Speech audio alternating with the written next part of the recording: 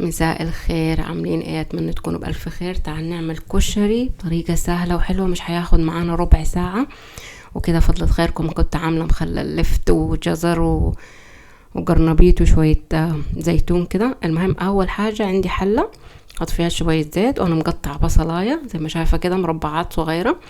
هخلي البصلة بس تتشوح كده معايا تطلع ريحة. والبهارات اللي هستعملها فلفل اسود وكمون وكزبرة. الكمون يعني كتري وما تستخسريش. وانا كنت نقحت الرز والعدس في مية بعد ما غسلته نقحته شوية قبل ما ابتدي الاكل بتاعي. فهنا احط البهارات، وانا بحط ماجي صيامي، ممكن تحطي فراخ او تحطي الملح اللي انت تحبيه. بعد كده احط العدس بتاعي مع الرز، اقلبه كويس.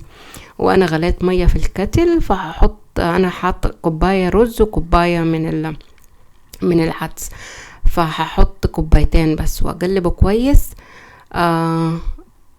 واظبط الملح بتاعي، وبعد كده اغطي عليه النار، وبعد كده اخليه على نار واطيه. زي ما شايفه كده العدس الكشري بتاعنا جاهز.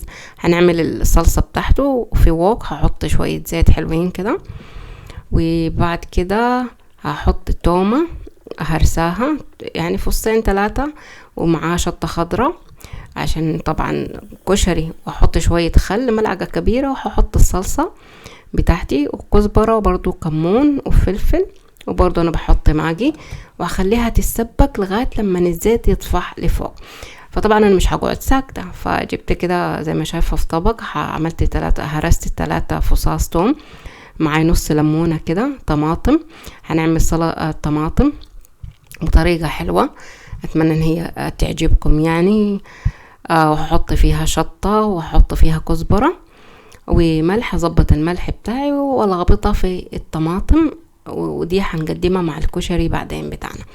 بصراحة طلعت حلوة خالص. حطيت شوية فلفل، كنت نسيت، فحطيت شوية فلفل. ادي كده هظبط الطماطم زي ما شايفة معايا.